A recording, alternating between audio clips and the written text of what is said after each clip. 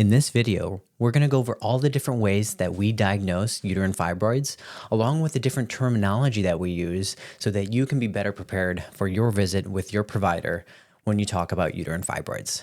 And also at the end, I'll give you what I think is very valuable to have ready for your visit with your provider or doctor when you talk about uterine fibroids at your upcoming visit. Welcome back. This is Fibroid Fridays, a series where we look to bring more awareness about uterine fibroids to the online community. My name is Eric Schmidt. I'm a board-certified OBGYN and also a minimally invasive gynecologic surgeon. Let's recap what we learned about uterine fibroids already in the other episodes. Number 1, fibroids are non-cancerous growths of the uterine muscle. Number 2, they're very common in women of the reproductive years.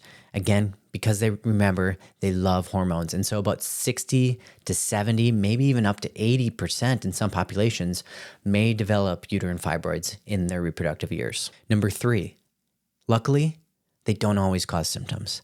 And that's only about 25% of uterine fibroids cause symptoms. And again, remember, abnormal or heavy or frequent or prolonged bleeding is often that first symptom.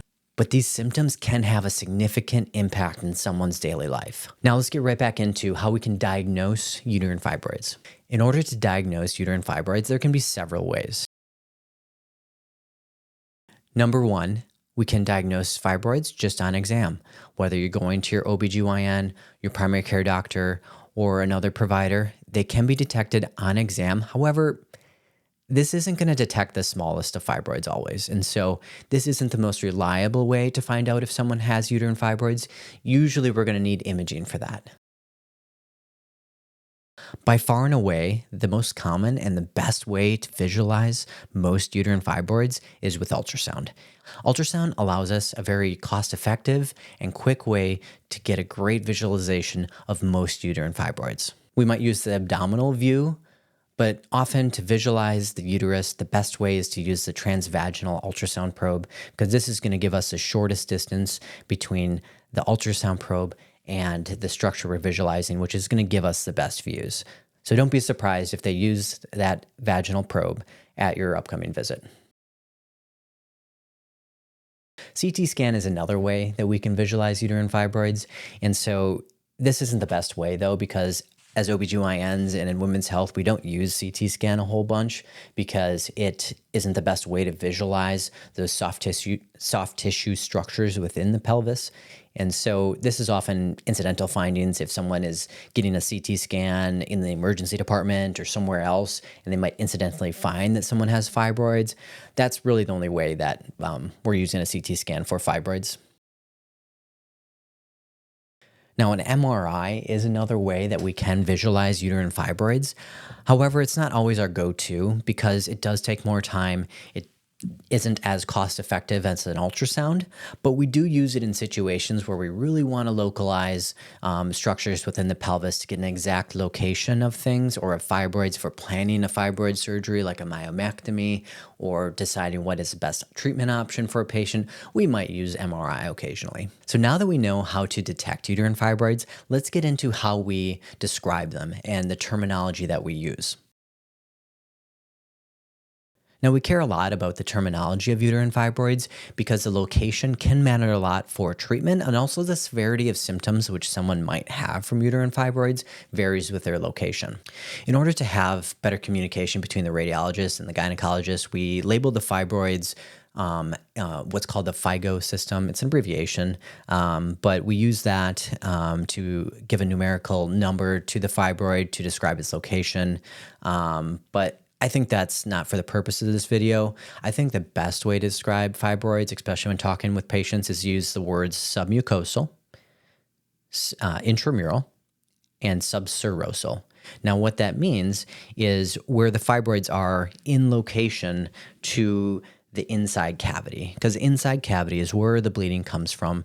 And so the thought is that sometimes the proximity to the inside cavity can make the symptoms of bleeding potentially more dramatic or severe. Now, fibroids that are located to more of the inside of the muscle, those are called intramural, and they may have definitely some effect of bleeding for that patient, but maybe not as much as those submucosal fibroids, which we initially described. And so when the fibroids are getting more to the outside of the uterus, we call that subserosal because they're approaching the subserosal layer of the uterus. And so these, while they can bring more blood to the uterus, don't often have as direct correlation to those bleeding symptoms. And if these ones are growing significantly large, they can cause more of those bulk type symptoms. So not only do these fibroid locations matter for the severity of the symptoms, but also the treatment options that someone may have. Because again, if someone has a submucosal, that's again more towards the inside cavity, those can be accessed vaginally. And we use a procedure called hysteroscopy with a little camera that goes up vaginally through the cervix, and we can visualize these submucosal fibroids and start to shave them down and get rid of them that way. Now, if a fibroid is growing more into the muscle or to the outside, so intramural or subserosal, these fibroids are very difficult to treat that way and really cannot, with maybe a couple exceptions. I hope that all better helps to describe uterine fibroids and why the location matters so much for not only the symptoms, but the treatment options. And we'll definitely get into the treatment options in the later videos. So stick around, hit subscribe, because that helps us get motivation to keep making more videos to let us know that people are enjoying them. But I did promise a hot tip at the end. And so my hot tip is that if you are going for an initial evaluation, whether it's for fibroids, for bleeding, seeing your primary care doctor, or going to the urgent care, wherever it may be, they're likely going to send you to a gynecologist for treatment if they also suspect fibroids. But if by chance they haven't ordered an ultrasound yet, I would get that.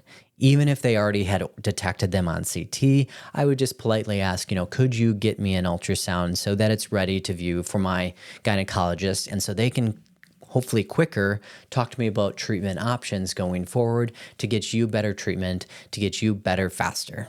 If you stayed to the end, awesome. Thank you. You don't know how much it means to us and how motivating it is to get your views, to get your likes, to get your subscribes. It really keeps us going and gives us that fire to bring this information, hopefully in a good, informative, and fun way. In the next episode, we're going to be talking about who is at risk for uterine fibroids, and so the different risk factors that someone may have. Hope you have a good day, everyone. Enjoy your Friday, and have a good weekend.